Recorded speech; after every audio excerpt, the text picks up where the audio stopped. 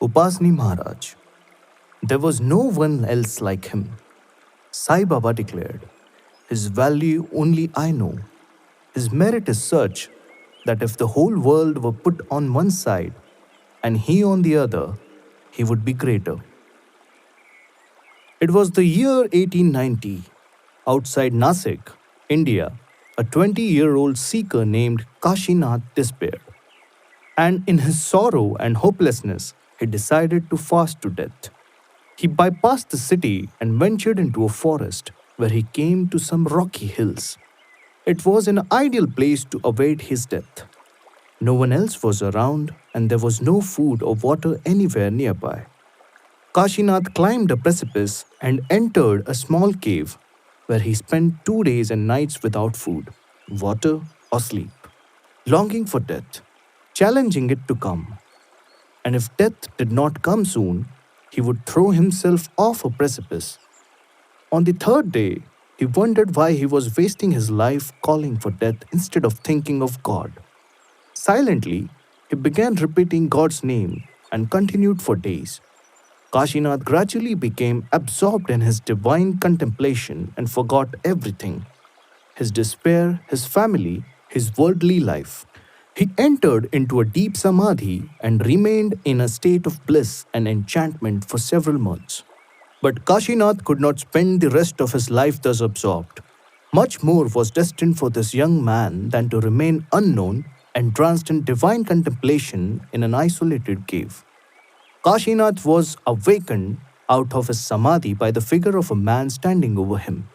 He was startled when the figure grabbed him and apparently ripped his skin from his body. Soon after, the figure disappeared. The frightening apparition brought Kashinath back to bodily consciousness. He touched his body and was relieved to find his skin intact. Kashinath's next physical sensation was of intense thirst. He felt as if his tongue was being pulled out of his mouth. He was about to die of thirst, but he could not cry out. And even if he could, who would hear him in this remote, desolate place? His whole body was so stiff from 9 months of sitting in one position that he could not move. Dying of thirst, he passed into semi consciousness and in another vision saw himself die. The death he had sought when he entered the cave was now imminent. He felt resigned, consoled that soon he would be united with his beloved. But someone was watching over this young man. It was the fakir of Shirdi, Sai Baba, who was only 100 miles away. Sai would not let Kashinath die in this way. The fakir had other plans. He intended to kill Kashinath in a different fashion, while keeping him alive. While Kashinath lay unconscious in the cave, Sai Baba sent his abdals, spiritual agents, who formed dark clouds and sent torrents of rain down on the hill. Water. Streams of life-giving water flowed into the cave where Kashinath lay dying and collected into a pool beside him. Awakened by the crashing thunder and flashes of lightning, Kashinath found water touching his lips and gently dripping to his tongue. He lay still, letting the water revive his skeletal body. "O Kashinath," age called, "you wished to die and yet you drank the water. Why did you drink? Did you not remember your intention to end your life? You had to drink, you had to survive. Someone made you drink, and you scooped up handful after handful of water. At last your thirst was quenched. The fakir of Shirdi was watching over you. You were destined to inherit his treasure of love, but you did not know it then. Try as you might, you could not die of your own will." Who was this determined youth named Kashinath? He was the perfect master, Upasni Maharaj. Although Kashinath's birth was normal, his life was not. He was born on Sunday, 15 May 1870, to a Brahmin family of priests in the village of Satana, in the district of Nasik. His father's name was Govind Shastri and his mother's Rukmini. His paternal grandfather, Gopal Rao Shastri, was a learned, highly regarded Pandit with a saintly temperament. Kashinath lived with his grandparents, while his parents moved to Dhulia, where his father had gotten a job. Before his death, Gopal Rao was to renounce his family and the world and become a sannyasi in search of God, not knowing that the divinity of God will later manifest in his grandson, Kashinath, living under his very own roof. Kashinath was the second of five brothers, and from childhood, his nature was quite different from that of his siblings. He hated school and barely managed to reach the third grade. He was a problem to his parents, but his grandfather loved him dearly and taught him the Shastras, which he learned with keen interest. At this time, there was an old woman living in Satana who was considered peculiar. Despite being a widow, she continued to wear an array of bangles on her arms, contrary to the custom of the day, which dictated that once her husband died, a woman must break her bangles and not replace them. People would ridicule the old woman, calling her the sorceress, and children would also harass her. Kashinath himself was disrespectful and mischievous, taunting the old woman often, saying as she passed, "Old witch, why do you keep your bangles on? Don't you know your husband is dead?" Young Kashinath was often sick. He suffered from severe stomach aches throughout his childhood, and despite various medical treatments, he did not improve. His health became critical, and the doctors diagnosed him as incurable, no hope for survival. His parents were not completely resigned to the boy's imminent death. After the doctor's treatments failed, Kashinath was taken to the sorceress. But when the old woman saw him, she became angry and cursed him, saying, "Let him die. He has troubled me often, and because of this he is suffering. He should die." Kashinath was overcome with fear and asked the old woman's forgiveness. She scolded him harshly, then warned, "If you expect to get well, you must visit me every day." Kashinath promised to do so, and he began visiting her at her home, where both would sit alone in a closed room.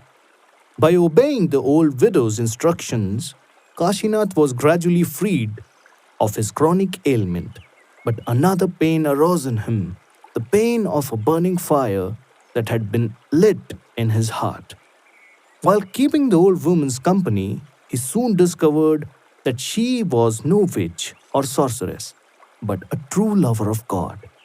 By her influence, the boy's personality changed as an intense aversion for worldly things overcame him. He withdrew within himself, and his heart set out on a secret search. The boy refused to go to school but devoted himself to performing puja and other devotions. He kept himself aloof, venturing into the forest to meditate.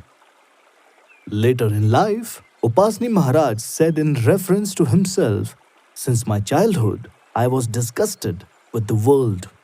I therefore spent my days in caves and jungles in divine contemplation." Once, when he was 10 years old, his uncle Damodar found him weeping in his room and asked the reason.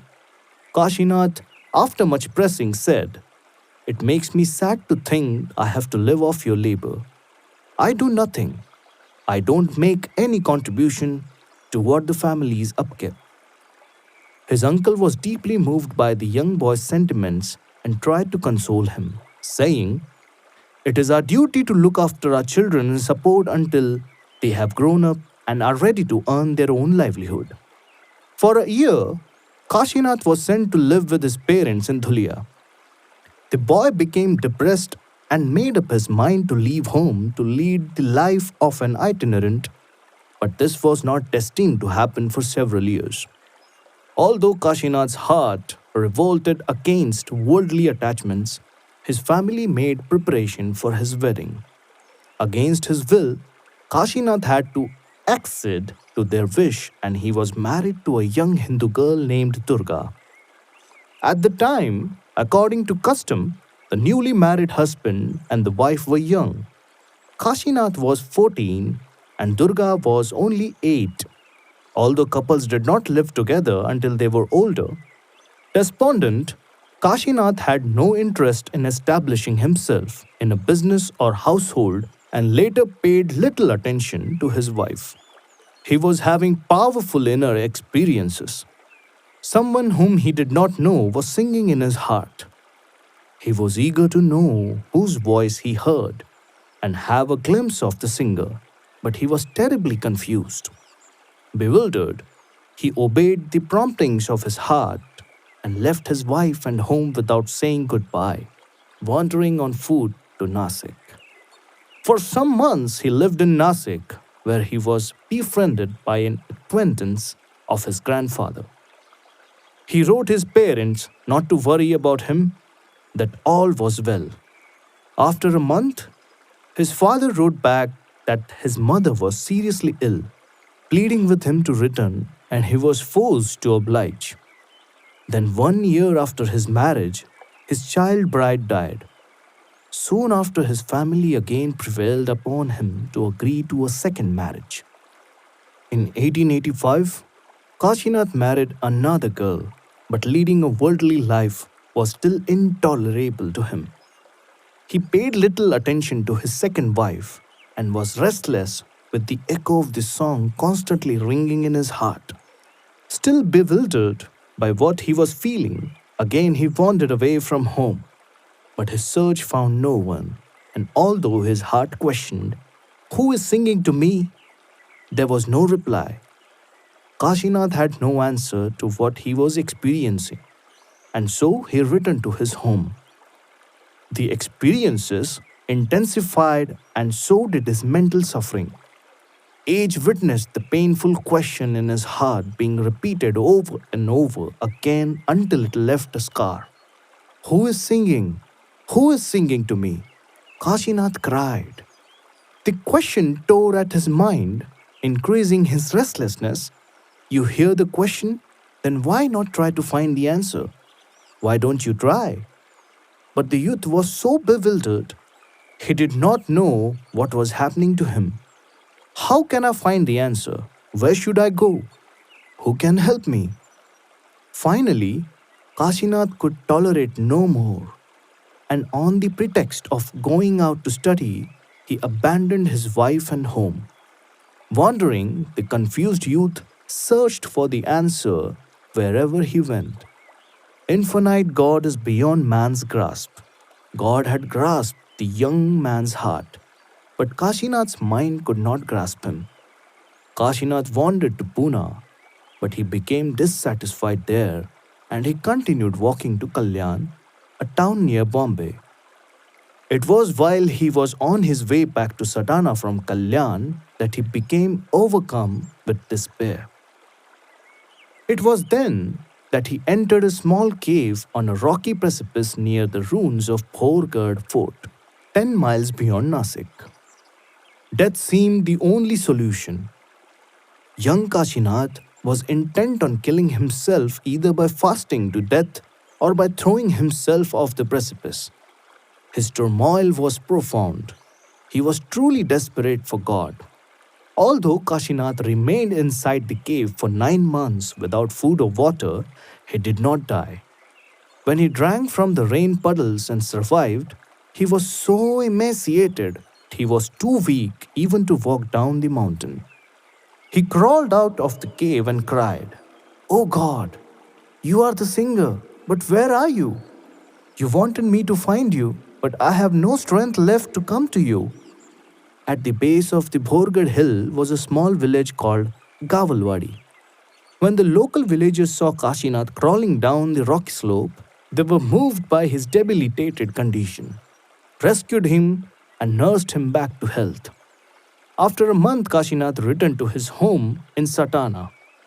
It was 22 July 1890, and as mentioned, Kashinath was only 20 years old. Meher Baba once commented that it was miraculous that Upasni Maharaj lived without food and water for almost a year in the Bhorgarh cave. Years before he was God realized. Within a year after his return to Satana, Kashinath's father, then his grandfather, and then his second wife all passed away. He soon left home again. well aware that his mother and other relatives would force a third marriage upon him. Kashinath wandered for some time before returning to Satana.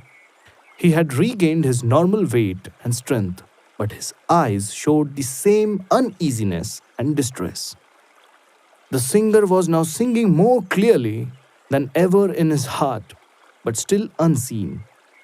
Kashinath cried out, "O singer, what is your game? If you wish to remain hidden, why do you sing? Your song is driving me mad." There was still a family link left for Kashinath to break, however. Without this karmic snapping, how could the singer reveal the splendor of his face?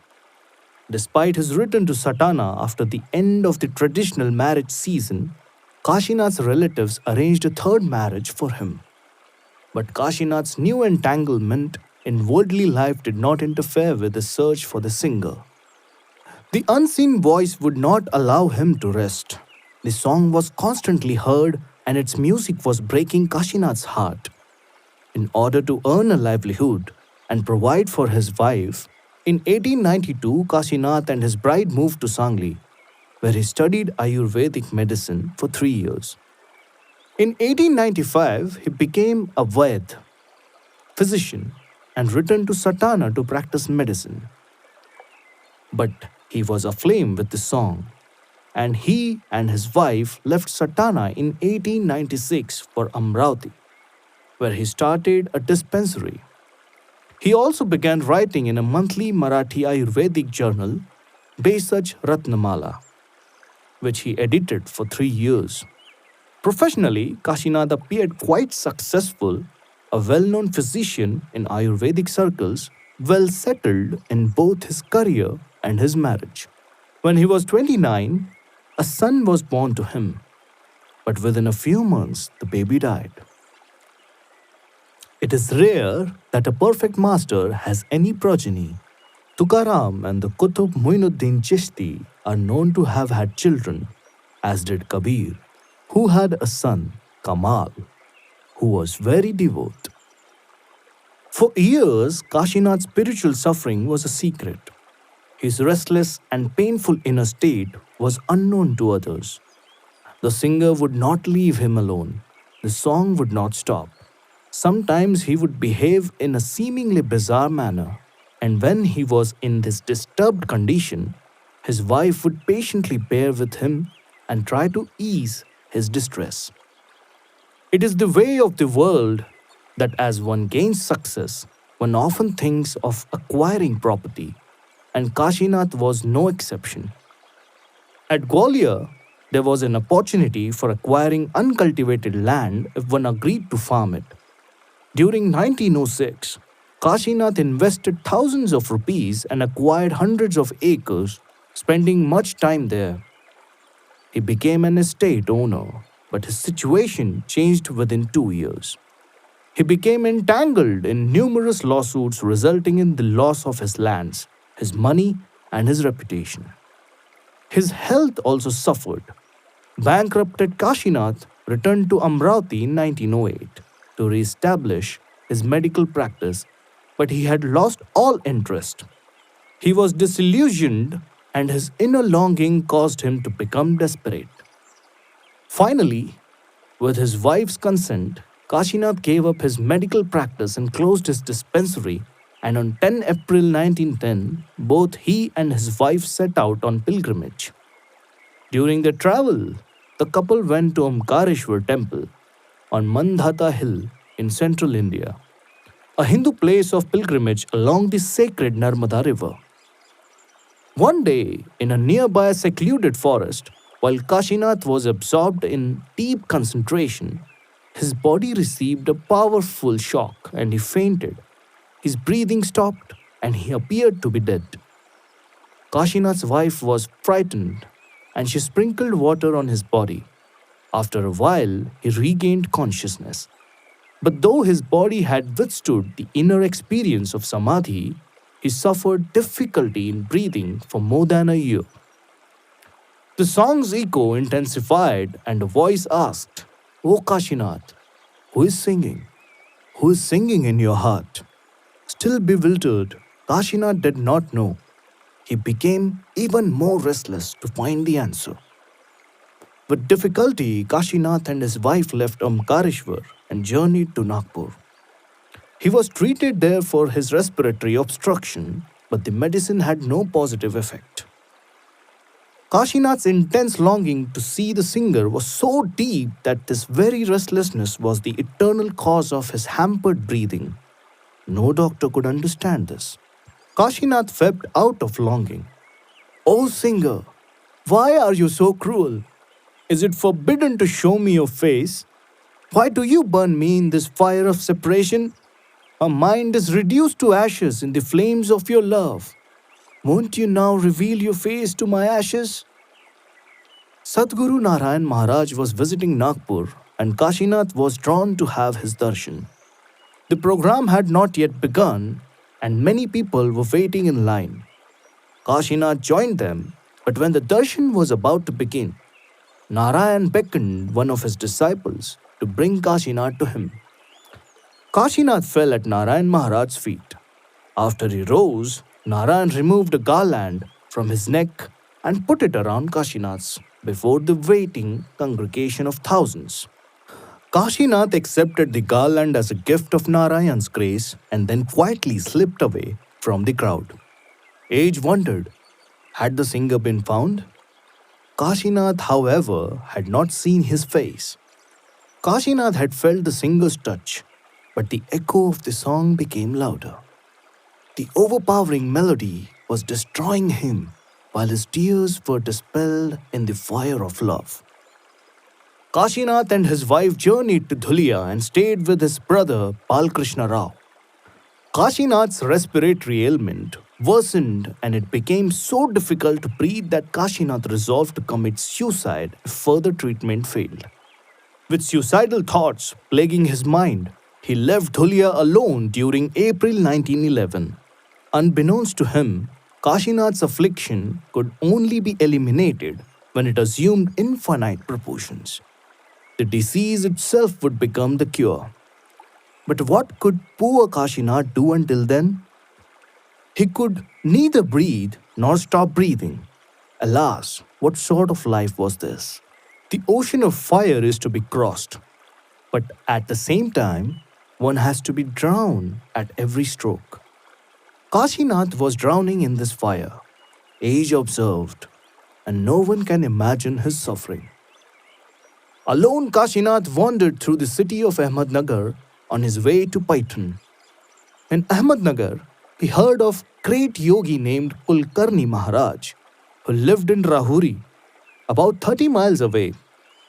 Kulkarni Maharaj was also considered to be a great healer. So Kashinath, desperate about his health, went to Rahuri instead of Paitan. When Kashinath arrived, the yogi received him with great reverence, massaged Kashinath's body with oil, bathed him, and then served him food. While they were eating, the yogi told Kashinath to go to Shirdi in order to meet Sai Baba. Understanding Sai Baba to be a Muslim master, Kashinath did not like the idea of going to a Muslim for help and so rejected the yogi's advice. Later, Kulkarni Maharaj explained to Kashinath, "This breathing trouble of yours is not a physical disease. It is a result of advanced yogic practices. Without even trying, you have far excelled yogis who have been attempting certain practices for years and years." And he repeated, "It is in your best interest to visit Sai Baba, for he can further advance you on the path. I cannot help you in this way. Only Sai Baba can help you now." Kashinath, however, still having deeply held Brahmin prejudices, rejected the yogi's advice. Kashinath left the yogi and later, while in the town of Rahuri, met an elderly physician.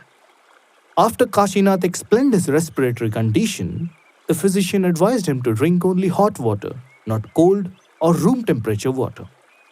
Gradually, Kashinath's health did improve, but the relief came not really from drinking hot water. It came from the singer who was beckoning to him and was bestowing his mercy. Kashinath's breathing trouble diminished and he continued his wanderings throughout Maharashtra, determined to find the singer. In June 1911, Kashinath wished to see Narayan Maharaj again, so he traveled to Bombay. Narayan received Kashinath with great warmth and love and then had him sit beside him.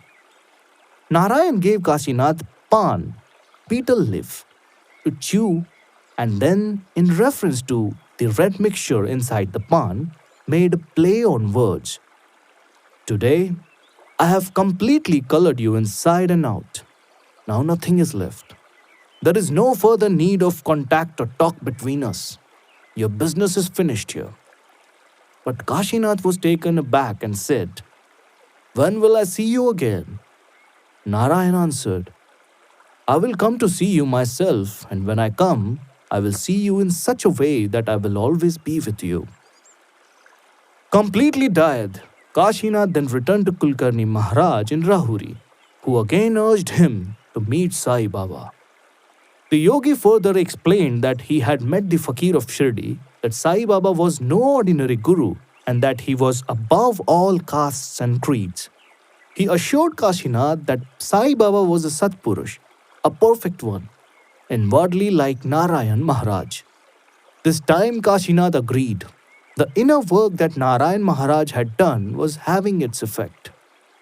Sai Baba was then quite old, in his mid 70s, but he had always been the singer guiding Kashinath. It was the day for which the fakir had patiently waited for 41 years. Unknown to Kashinath, Sai Baba loved him like no other.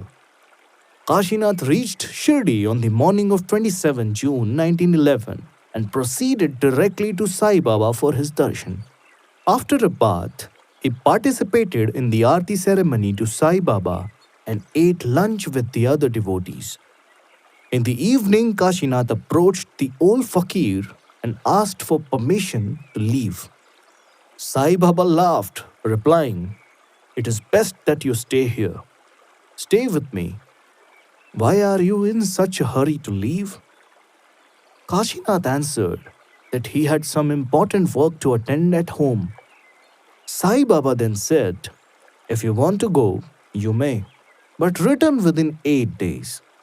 I cannot promise to return within 8 days, replied Kashinath. It may not be possible. Sai Baba assured him that he would, adding, I will see what I can do. And with the master's consent, Kashinath left Shirdi. Age was wonderstruck. He called, Oh Kashinath, did you not recognize the singer? Why are you leaving him? He has riches to shower upon you for the asking. But Kashinath did not like being at Shirdi. He continued to Kopargaon to meet Brahmachari Maharaj, a Hindu guru. But when they met, Brahmachari inquired, Have you been to Shirdi? Kashinath was taken aback and replied, Yes, I have been there recently. I had Sai Baba's darshan. Brahmachari reproached him, But your purpose has not been served. It is best if you go back soon. Kashinath disagreed. He did not want to return to Shirdi because he did not like the atmosphere there. Instead, he stayed in a Hindu temple at Kopargaon and visited Brahmachari Maharaj daily. One day, while Brahmachari was trying to persuade Kashinath that it was important for him to return to Sai Baba, some visitors arrived in a tonga for Brahmachari's consultation. These people were on their way to Shirdi.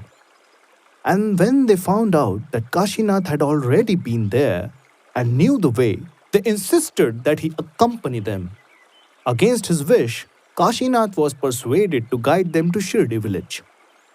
They arrived at Shirdi in the afternoon and walked straight to the mosque for Sai Baba's darshan. The old fakir was very happy to see Kashinath again. After the darshan, Sai Baba inquired, Kashinath, how many days has it been since I last saw you? Kashinath thought for a moment and replied, 8 days. Sai Baba asked, Do you remember saying that it would not be possible for you to come back within 8 days? Realizing the fakir's foreknowledge, Kashinath said, "You're right, master. Your ways are beyond my understanding." At that moment, Kashinath finally recognized the singer. He decided to stay near Sai Baba at Shirdi so he could daily attend the Aarti ceremony and take the fakir's darshan. Although he now recognized who the singer was, the singer's divine face was still hidden from his sight, and Kashinath longed more than ever to see his face. After some days, Sai Baba asked Kashinath, "Do you have any money to give me as dakshina?" From among his loose change, Kashinath selected an old blackened rupee coin and gave it to the fakir. Accepting it, Sai Baba examined the coin and then exclaimed, "Look at this coin this fellow has given me. He purposely chose the blackest coin for me." Kashinath was embarrassed because it was true and pleaded, "Return the coin and I will give you another." But the master replied, "I want only this coin. Let this black rupee be with me." Later he added, "Although you have given me this worthless coin, I will see to it that you realize the truth." During his dinner, Kashinath was deeply disturbed and selecting a new rupee coin, went back to the mosque. He handed the coin to Sai Baba, saying, "It was a grave mistake on my part to give you the black rupee. I have brought you a new one. Please accept it and forgive me." Sai Baba took the coin, and as he was tying it in his cloth bundle, a man named Haribhau Chaubal came and handed a large wad of rupees to Sai. The old fakir looked angry and demanded more money from Chaubal, but he had given all he had. Sai Baba then instructed Chaubal to return home immediately and bring back all the money in his possession. The man left quite pleased, for he had been given the opportunity to surrender all his wealth to Sai Baba. Seeing this, Kashinath went to get all the money he had and handed it over to Sai Baba. Daily before his aarti was performed, Sai Baba would discourse and dwell on spiritual topics that only to those whom they referred could follow. Kashinath found that most of what Sai spoke about was in regard to him personally and of incidents that had happened in his life. Gradually, Kashinath became convinced that the master was omniscient. In this manner, 2 months passed. Kashinath did not like to be a burden to anyone, and since he had no money, he wished to leave Shirdi and stop living off what Sai Baba gave him. He asked a close disciple, a teacher in the local primary school named Madhavrao Deshpande, to speak with Sai on his behalf and obtain his consent. When Deshpande did so, Sai replied, "Tell Kashinath that consent to leave will be given when all accounts are settled." Sai Baba was referring to all of Kashinath's karma. Sometime later, when Kashinath was massaging one of Sai Baba's feet and Deshpande the other, Deshpande again broached the topic of Kashinath's departure. Sai ignored him. At a later time, however, Sai told Deshpande, "Listen carefully to what I tell you about Kashinath.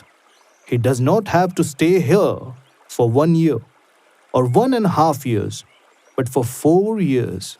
In 4 years, God's grace will descend upon him and all his accounts will be settled." Sai continued, "Kashinath has to pass his days alone in Vithoba's temple. Take him there. He should not be disturbed. His future is spectacular. There is no one else like him. I alone know his value. His merit is such that if the whole world were put on one side and he on the other, he would be greater. Such is his worth. Let him stay in Vithoba's, Khandoba's temple in seclusion. Whatever I have to do for Kashinath, I will do." Deshpande passed on what Sai said to Kashinath, who thought, "How could this be true of me? How could this happen to me? How could I be so fortunate?" Then he went directly to Sai Baba and pleaded for his consent to leave Shirdi. But Sai Baba refused to let him go. The master was preparing Kashinath internally to stay secluded in the temple consecrated to Krishna, known as the Khandoba temple. Sai Baba consoled Kashinath. Now you no longer have to be concerned about anything. I know what you are. You're pure gold. I have been after you for many years. Whatever good or bad deeds you have done up until now were in reality done by me. You do not know me, but I know you quite well. For years, I have had thought about you in my heart. There is no need now for you to go back and forth. Stay here with me. Sai told Kashinath, if you are unable to accomplish what I am telling you to do, it will not matter. I myself will buy you a ticket and see that you are seated in the train. I will not allow the train to stop anywhere. The train will carry you directly to your ultimate destination. When Sai Baba said that he would not allow the train to stop anywhere, he was referring to guiding Kashinath directly through the inner planes. Kashinath became calm as he listened. A devotee from Bombay who was present asked, have you given him everything? Yes, Sai Baba answered. I have given everything to him. What is mine is his. There is no separation or distinction between us. I am entirely responsible for him. Kashinath left soon after to live alone in the Khandoba temple on the outskirts of the village. Readings and group discussion on sacred texts were held daily at Shirdi among Sai Baba's disciples. Kashinath attended these sessions. One day, Sai Baba saw him carrying Panchadashi, a famous text on Vedanta by Swami Vidyaranya. Sai Baba remarked, everything about God's knowledge is explained in this book. Kashinath admitted that he understood little of what the book contained. Sai Baba told him, slowly and steadily you will know it. Meaning he would gain the experience of God, not mere intellectual understanding. Gradually, Kashinath lost interest in hearing esoteric wisdom and stopped attending the readings. Absorbed in his inner experience, Kashinath had now gone beyond others' words. He himself had become the singer, but the glory of the song was yet to manifest. In February 1912, news came of the death of Kashinath's third wife, but he expressed no sorrow. Worldly ties could no longer bind him. The penitent was absorbed only in the notes of his song, and he was gaining the secret knowledge to teach his song to others. Under Sai Baba's instruction, food was brought to Kashinath at the temple by a certain devotee. But after some days, Sai ordered the devotee to stop, saying it had not been prepared with love. Kashinath stopped eating, refused any other food brought to him, and began to fast. This fast was to last for 1 full year. During this time, Kashinath became completely emaciated, but he also became revered by the local populace. Out of reverence, he was renamed Upasni Shastri and later Upasni Maharaj due to his Upasna, worship, and Upas, fasting. Meher Baba once referred to Upasni Maharaj as the king of the yogis. Due to prolonged fasting, Upasni's health weakened and his pulse grew feeble, but his countenance was always fresh and bright. Devotees of Sai Baba would bring him food, but he would not eat. He left it for the dogs and crows to devour. During this year-long fast, the ascetic was rude and abusive to anyone who visited him at the Khandoba temple. Gustaji, a later close disciple of Meher Baba, was one of the visitors to the temple. He related that he was put off when he discovered that Upasni Maharaj had gathered human waste and spread it along all the paths to the temple to dissuade visitors from coming to see him. But acting displeased and refusing all offerings was only a pretext on Upasni's part. He had finally seen the face of the singer. He himself was becoming the song. In his inexpressible ecstasy, he had no thought of food, for he had lost connection with his own body. He had become God realized. His wish had come true. Kashinath, the man, was finally dead.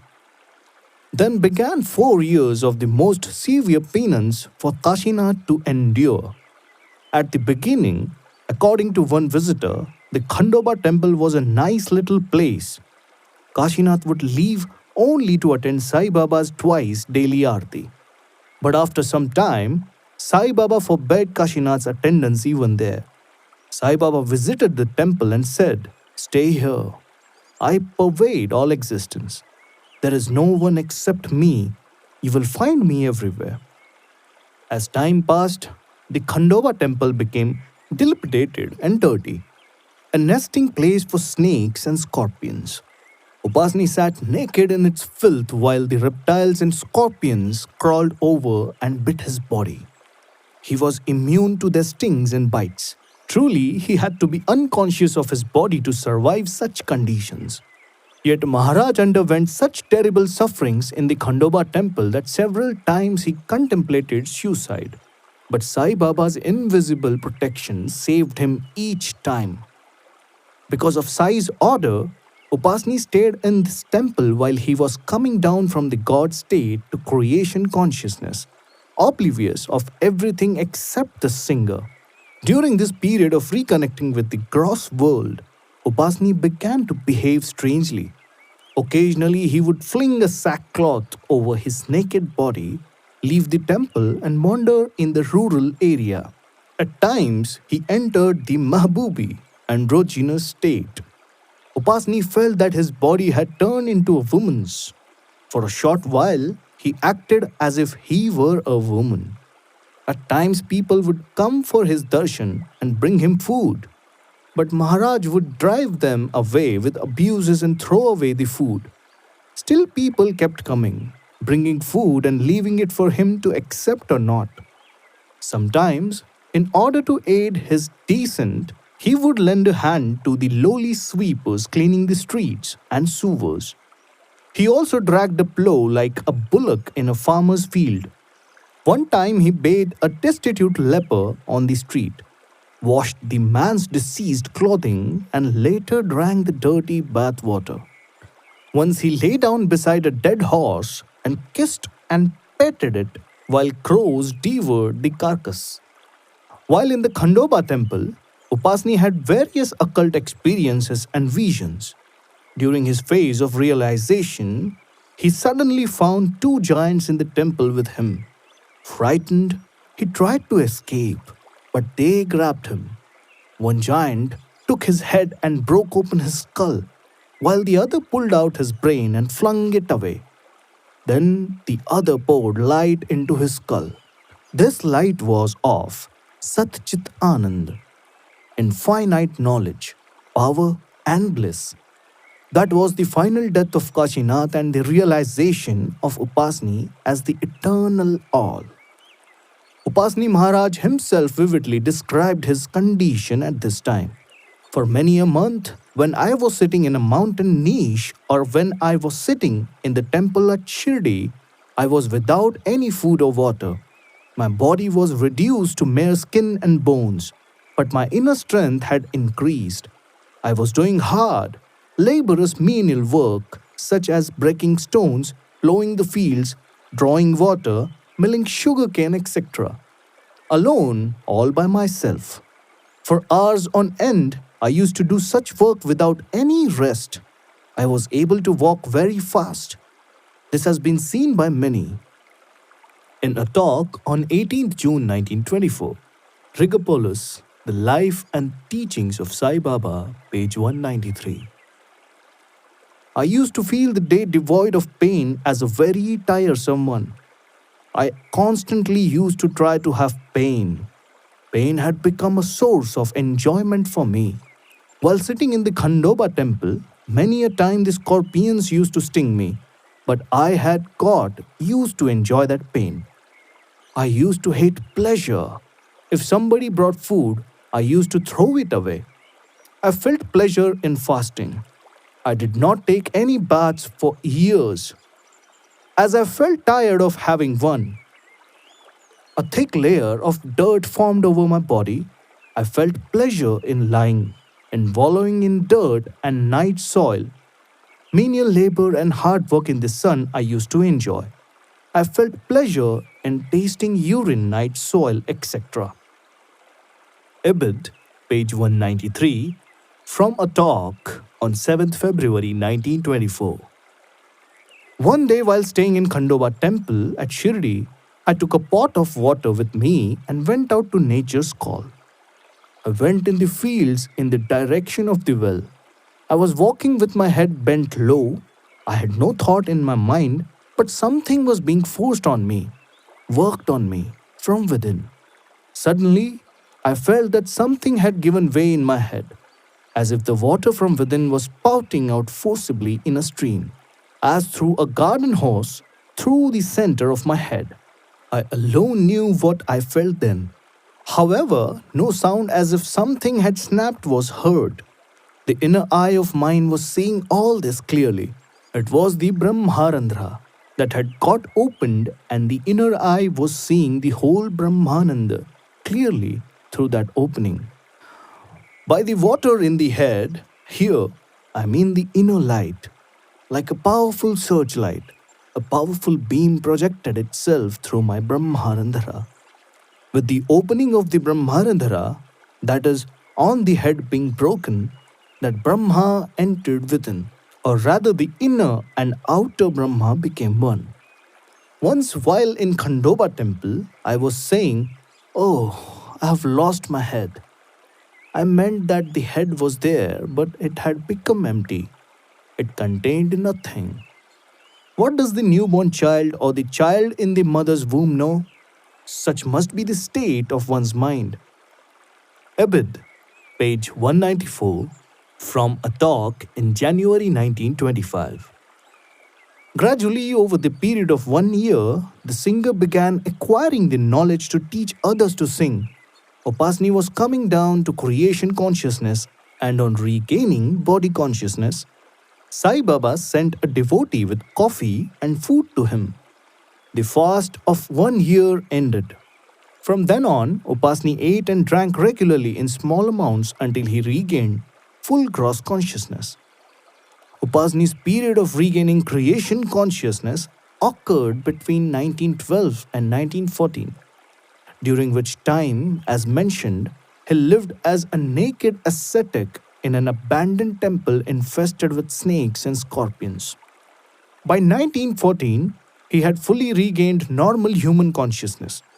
With the grace of Sai Baba, he regained consciousness of the three spheres, Triloka, mental, subtle, and gross, after having attained the consciousness of God. He was now always called Sadguru Upasni Maharaj, a living perfect master. The singer was perfect and could make others hear the song.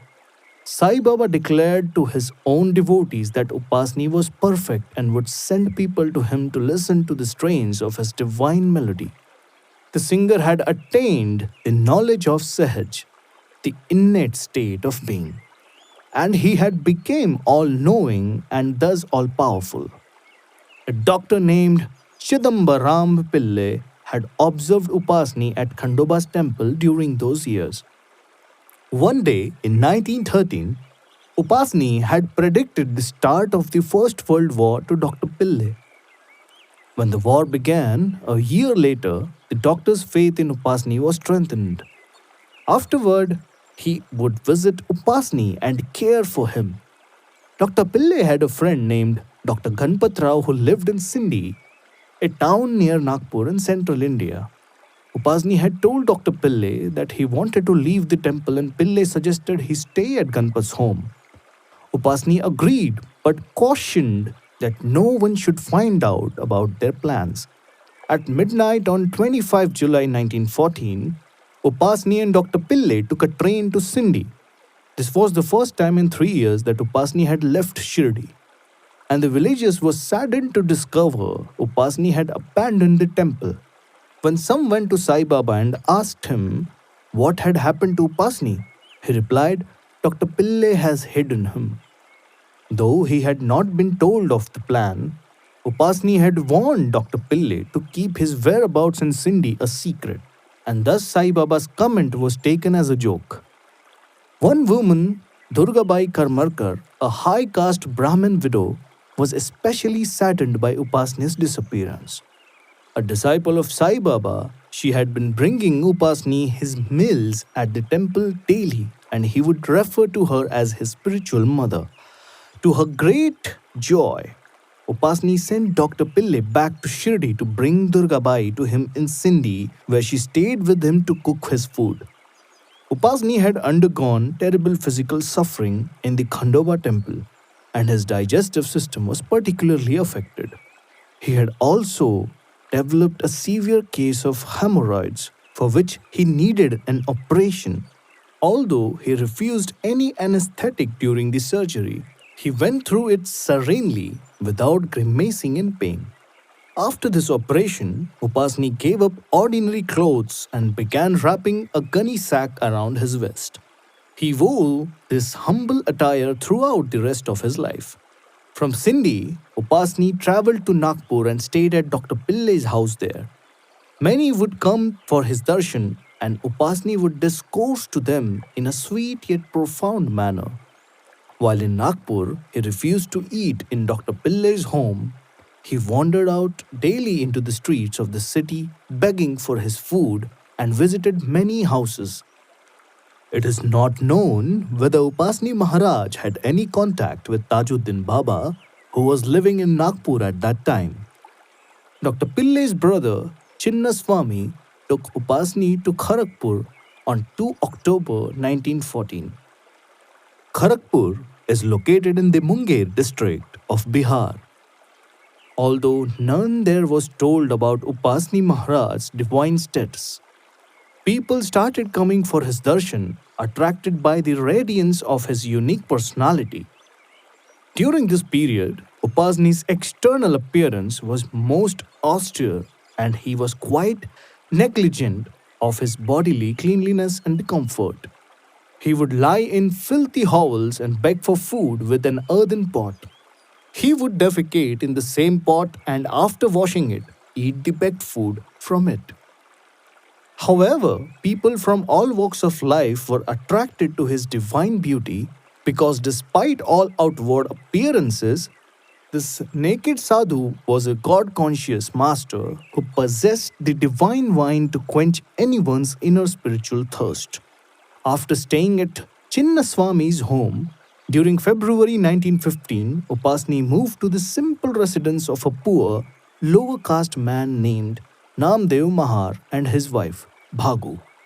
There, Upasni stayed in the cow stable adjoining their humble one-room dwelling. The couple had profound love for Upasni, and though they belonged to the lowest caste of Harijans, untouchables, orthodox high caste Brahmins would visit their house for Maharaj's darshan. This incident shows the power of Upasni's divine personality, which had compelled the indoctrinated, prejudiced Brahmins to ignore the rigid tenets of their religious training. For a Brahmin to enter an untouchable's house was unheard of then.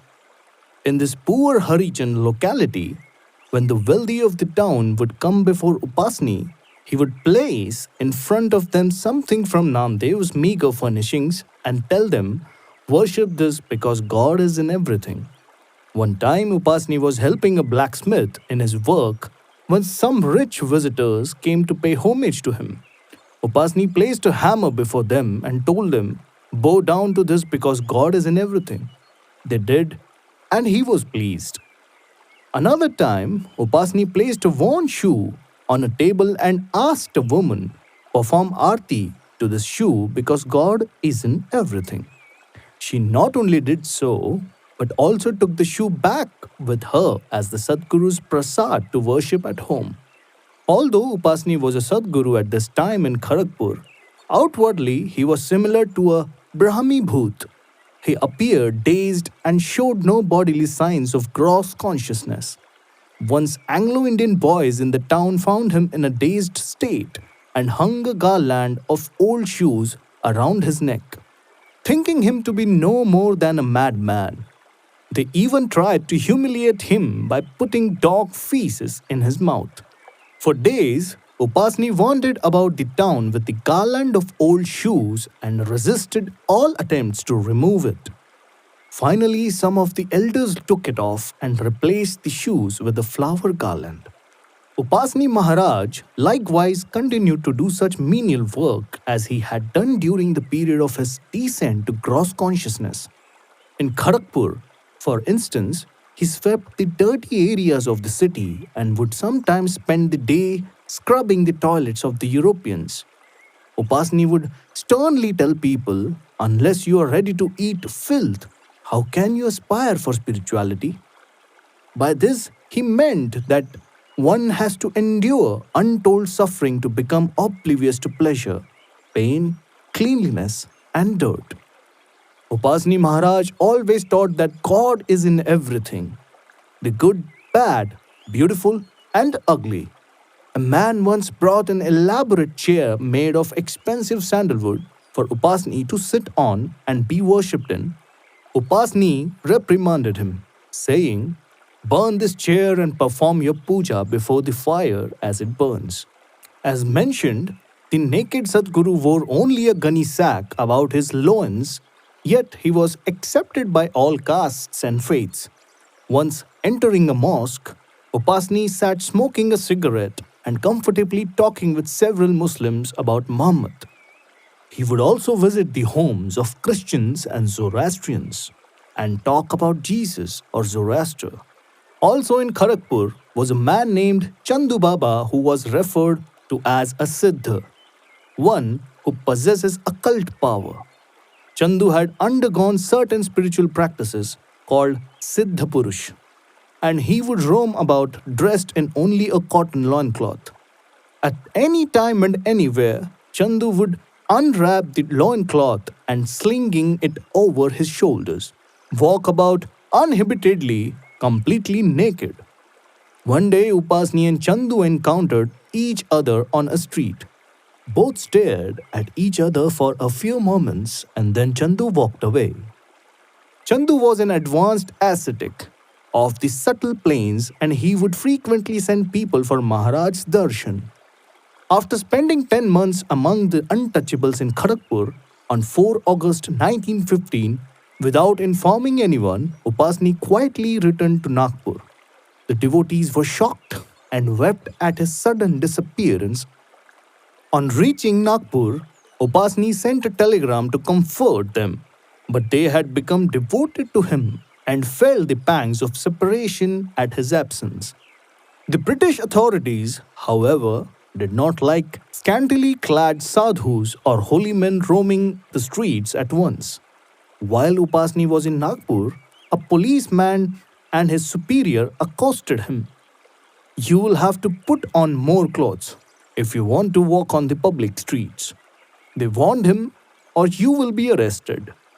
Upasni looked quite innocent and asked one of the men, "Don't I already walk about in clothes, officer?" The policeman was astounded to see Upasni robed in a long yellow silk religious gown called pitambar, worn during worship ceremonies. He bowed to Upasni and asked his pardon and left. During this incident, the policeman's superior saw Upasni naked except for the gunny sack, but was afraid to arrest him. After a short stay in Nagpur, Upasni returned to Shirdi and again inhabited the Khandoba temple. During this period, the austere tone of penance surrounding the place disappeared and was replaced by a festive atmosphere as devotees began to gather in great numbers. From 1915 to 1917, many of those who came to Shirdi to receive Sai Baba's darshan would also go to the Khandoba temple to take Upasni Maharaj's darshan. Despite the hot sun or winter cold, people would sit outside his temple listening to him discourse, and once, even during a heavy rain, they did not leave until the Sadguru finished. One particular day, A religious teacher who professed to be a Swami came to Sai Baba. He arrogantly considered himself on an equal level with the Sadguru. Pompously swaggering into Sai Baba's presence, the Swami asked, "How do you do?" "I'm fine," Sai answered. "It is good that you have come. I need someone I can trust with an important errand. Will you do it?" "Yes," said the Swami. "If it is important, go to Vithoba's temple and bring me rupees 400, instructed Sai Baba. "From Upasni Maharaj?" the Swami inquired. "Yes, from him. Go right now and bring the money back immediately. I need it urgently." The Swami sought out Upasni, who was sitting under a tree outside the temple. Haughtily, the Swami demanded, "Sai Baba has especially sent me to collect rupees 400 from you. Hand it over at once." Hearing this, Upasni suddenly stood up, grabbed the man, and beat him with his fists. After several blows, Upasni asked, "Have you received your rupees 400 yet?" The Swami was bruised and shaken up. Yet he returned to Sai Baba and told him what had happened. Sai Baba laughed. "He might have not given rupees 400 to me, but it is good that he gave them to you." The Swami's pride was shattered, and he knew that his own arrogance was responsible for this punishment. He left humbled. Upasni Maharaj became known as Sai Baba's spiritual heir or chief disciple, and as his fame spread, some of Sai Baba's devotees became jealous and conspired to find ways to harass him. Some even plotted to murder Upasni. To ease the hostile situation, Upasni took the excuse of undergoing a second operation for hemorrhoids and, with Sai Baba's consent, went to the town of Miraj, where the surgery was performed. After recovering, Upasni did not return to Shirdi for some time but traveled to several places in India where he would discourse to people on spiritual subjects. After the tension had eased in Shirdi, he returned. It was during December 1915 that the young Zoroastrian from Pune to whom Sai Baba had uttered Parvartikar wandered in a dazed state to the Khandoba temple. Upasni Maharaj had been fasting and was reduced to a skeleton. He was sitting outside on the steps of the temple as the young man slowly walked forward with folded hands, his palms together in a gesture of namaskar. Looking directly at him, Upasni picked up a stone, stood up, and threw it at the young man, striking him on the forehead with such force that the wound bled. Age pondered his curious behavior. Was Upasni Maharaj angry with this young man? It wondered. No. His face has a sweet, victorious smile, and the young man's bloody face does too.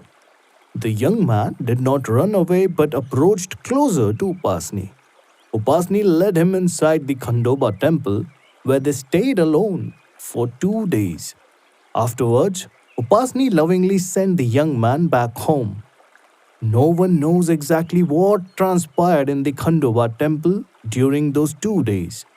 But we can surmise that Upasni Maharaj revealed to the young man the youth's own divine identity as the Ancient One. During July 1917, a man named Shankar Patil took Upasni Maharaj to Sakori, an impoverished village about 3 miles from Shirdi. He requested that Upasni move out of the Khandoba temple and reside in Sakori permanently. Sai Baba and he consented to this move. However, Upasni stayed on the outskirts of the village by the Hindu cremation grounds. The villagers built a mud hut for him there and his following began to increase. The cremation grounds turned into a place of darshan and blessings. After some time, a small temple was built opposite the hut in which photographs and paintings of Sai Baba and Upasni Maharaj were adorned. A special altar was erected where Maharaj's wooden sandals were reverently placed. On various Hindu holy days, the cremation grounds became festive. A large number of Hindus would assemble in Sakori, and Upasni would allow them to worship him according to their religious customs. Devotees would sit continuously through the day and night performing japa, the repetition of God's name.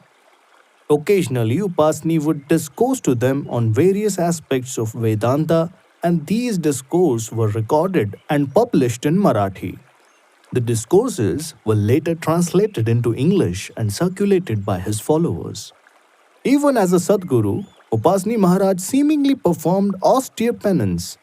On the evening of 25 December 1922, when Maharaj's devotees came to him for their usual darshan in his hut, they were shocked to find that he had locked himself inside a small cage of bamboo poles. Upasni had secretly had the cage constructed and installed when no one was around and had entered it that day. The cage was so small and Upasni was so cramped inside that he could not stand. The devotees began to weep and pressed him for an explanation. To appease them, Upasni replied, "It is the will of God that for your sake I have to confine myself. In ordinary legal transactions, a criminal can only be released if another stands surety for him. In a like manner, I stand surety for the release of all my devotees in the divine court. This cage is the place for casting off all your sins. This is not an ordinary cage. It is the very ocean of bliss, and whosoever dies thinking of it will, without doubt, attain the state of Mukti Ananda, eternal bliss, liberation." Upasni Maharaj confined himself in the bamboo cage for over 13 months. During that period, Maharaj almost never left it. He ate mainly bhakri and bitter neem leaf chutney, urinated, defecated, and took baths all within the narrow confines of the cage. The devotees kept the cage as clean as possible under the circumstances and attended to his needs from outside the cage. Aarti was performed daily to him and was followed by devotional songs by the women who had become his kanyas, nuns. Upasni Maharaj referred to these kanyas as his wives, though of course he had transcended bodily identification and had none other than innocent physical contact with them. During this period, Upasni gave numerous discourses about spiritual matters from within the cage. At last, on the evening of 31 January 1924, he called a carpenter and ordered him to cut a hole through the bars. Upasni stepped out of the cage momentarily, welcomed by the elation of his followers. But the time had come for Maharaj to leave his cage for good to greet a fair flower of his garden who was about to come to him. Drawn to spirituality from childhood, Godavari Vasudev Hatavlikar was only 9 years old when she first came with her parents to Sakori around 20th February 1924 to pay homage to the Sadguru.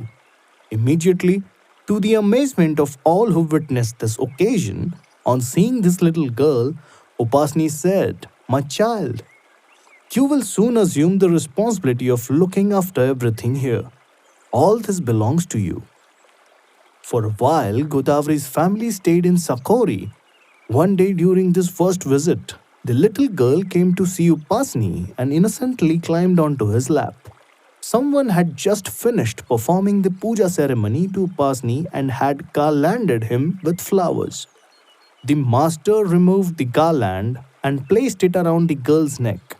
Astounding his devotees, Godavari had been a child bride. However, after a few years, Godavari's husband dramatically renounced the world and offered her at Upasni Maharaj's feet, thus enabling her to permanently join Upasni's ashram where she became his foremost woman disciple. In March 1925, Upasni Maharaj went to Shirdi with some of his devotees. This was the first time Upasni had visited Shirdi since Sai Baba had dropped his body 6.5 years before.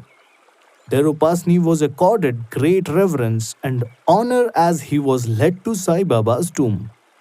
Upasni, tears rolling down his cheeks, reminisced about his times with Sai Baba. He circled Sai Baba's dhoni and returned to the Dwarka Mai mosque. At the mosque, people took Upasni's darshan and sang the arti which had been sung when Sai Baba was alive. Upasni bowed at the tomb of Sai Baba and he himself led the singing of another arti. Upasni walked to every spot connected with the work and memory of his master. Finally, he sat down under a tree near the Khandoba temple and wept for a long time. No one could grasp the reason for his weeping, but for those who witnessed this touching and unforgettable scene, his tears were wine which bathed their hearts. Although Upasni was Sai Baba's chief disciple or chargeman, he visited Shirdi only one more time. 10 years later, on 14th April 1935, when again he was welcomed with the utmost reverence. Age knew that Maharaj's every action, his every word, was solely for the upliftment and benefit of humanity. Hindu temples, great and small, sprang up around Upasni's seat, and Sakori became Upasni's permanent place of residence. At other times, he would travel around India, visiting Hyderabad, Bombay, Kolhapur, Indore, Banaras, Surat, Nagpur, Jabalpur, Ahmednagar, Pune, and many other places. Hence, this perfect master acquired devotees throughout India. When Mahatma Gandhi met Upasni Maharaj, he was shocked by the austerity of the master. Gandhiji approached Upasni in a reverent mood. But to dispel Gandhi's spiritual pride, Upasni told him, "You are a great man, but what is that to me?" Years later, in 1931, when Gandhi met Meher Baba, Baba explained to Gandhi that Upasni Maharaj was indeed perfect. Many would come for Upasni Maharaj's darshan and ask for his grace. One day, Maharaj became impatient and said, "If you knew the real meaning of a Sadguru's grace, not one in a million would ask for it." The young Zoroastrian whom Maharaj had struck with a stone would visit Sakori on and off for 6 years. Maharaj did not explain about him to the public, but a few close followers knew of their relationship. During 1921, the young man stayed in Sakori continuously for 6 months. On the day he left, Upasni Maharaj bowed to him and proclaimed, "You are Adi Shakti, the primal force." During 1922, the young man returned to Sakori 2 more times, staying for as long as 6 months. But after this, he did not see Upasni for almost 20 years. However, Maharaj often mentioned him. In 1936, Maharaj even drove to Ahmednagar for one special purpose, to perform arti before the young man's photograph. Afterward, Upasni announced to those present, "Do you know who he really is? He is the Avatar." Upasni Maharaj had brought the primal force into human form. The young man had become his leading disciple and spiritual heir, and a God conscious master himself. They met for the final time in a secluded hut in Dahigaon on 17 October 1941. No one knows what transpired in that meeting, but it is said that Upasni again repeated Adi Shakti and sought permission to leave this world. After this meeting, Upasni Maharaj began hinting that he would pass away soon. He wanted to travel to southern India, and before starting from Sakori for Hyderabad with Godavari and the other nuns on 24 November 1941, he remarked, "I shall wind everything up within a month." Maharaj visited Pune on 12 December 1941, but refused to allow any person to bow at his feet and take his darshan.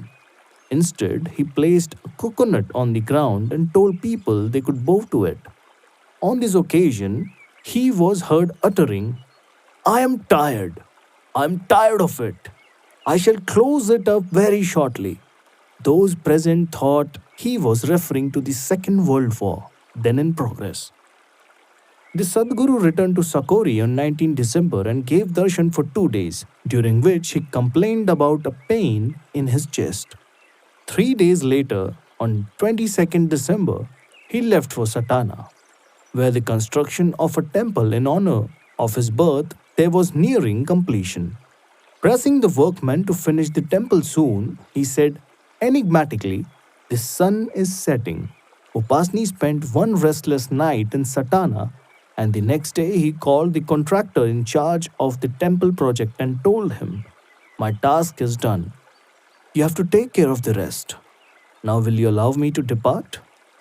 Can you manage it in my absence?" The builder, ignorant of the irony of the master's question, bid him farewell. Maharaj arrived at Sakori in the evening of 23rd December 1941. Maharaj's usual custom whenever he returned from outside Sakori was to bow to the bamboo cage as soon as he stepped out of the automobile. But that day, he demanded to be driven directly to his hut. In the early morning of 24th December, Maharaj complained of a severe pain in his heart. Godavari, who was resting nearby, was awakened from her sleep by a voice calling, "Are you still asleep? The time has come when you are wanted." Startled, she awakened and found Maharaj in pain. He too rebuked her for sleeping and requested a mustard plaster. Resting, he said, "I will be all right in 15 minutes." He lay down and appeared to be asleep to those around him were afraid to disturb him. Then after 2 or 3 hours, when his devotees saw no physical movement, they grew worried and called doctor who came and declared that Upasni had left the body. The day Upasni dropped his body, 24th December, was Godavari's 27th birthday. Godavari Mai, as she came to be called, assumed responsibility for the Sakori ashram until her death in 1989. The burial ceremonies were performed in Sakori the next day according to Hindu custom. The funeral procession of devotees escorting his body took more than 6 hours. The song of the singer was sung by the flames of his devotees' hearts. His body is enshrined at Sakori, but the light of his remembrance will burn brightly for eternity. O Upasni Maharaj, your name will be revered for ages to come. You brought down the Ancient One to wipe away the tears of age.